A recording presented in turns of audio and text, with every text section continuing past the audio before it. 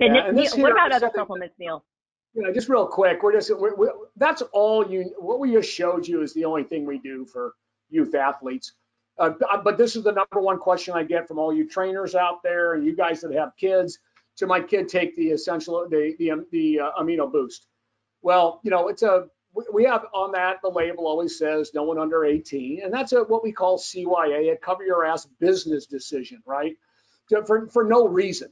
We don't test things on kids, right? So we don't have studies on kids and how this works or this works. But we do know, if you know anything about science, you know anything about amino acids, this can't hurt anybody. It can only help you with recovery. But there's no need for a growing kid to use this unless they are. We work with gymnasts who have to keep their weight down and they work out like crazy amounts of time.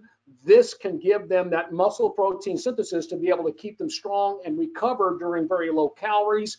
If they're training like crazy, like some of these high school elite athletes really overreach, we call it overtraining, then yes, then you're fine to do this. But we always say, somewhere around age 16 is totally fine. This is kind of the next level of recovery. So that's how it kind of fits into the whole picture.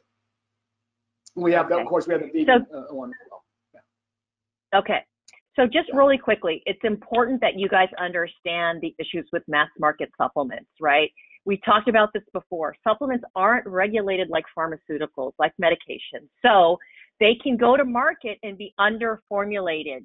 So here's an example of underformulated products, right? Here's what the label is claiming. If you look on the right and the label claim of protein, and here's what the independent test results show, that they all have less than what was on there. And that's the issue with non-practitioner products, is you can get stuff that's just not very high quality, doesn't have the amounts that's needed that you're looking for. The same thing can be said to vitamins and minerals with, class action lawsuits around and manufacturers having to refund because, like gummies, like Neal was talking about, has only a fraction of nutritional substance it claims. So it's you want to avoid products that are not made properly and people don't know the difference. And we've got to educate people on that. Even more problematic can be tainted. You don't want to have your kid take something that's tainted. You're like, what could it be tainted with? Well, if you look online, the FDA has a database of over 900, close to 1,000 now, and you can get things like sibutramine, a laxative, generic form of Viagra, even generic form of Prozac, all of these things found in dietary supplements that aren't practitioner products. So what dotFIT does is we solved this issue with doing a multi-pronged approach. Everything is third-party tested on our line, every single product. And then we also have an NSF certified for sport line that's tested in addition for banned substances, over almost 300, maybe close to 300 now that it's been tested for.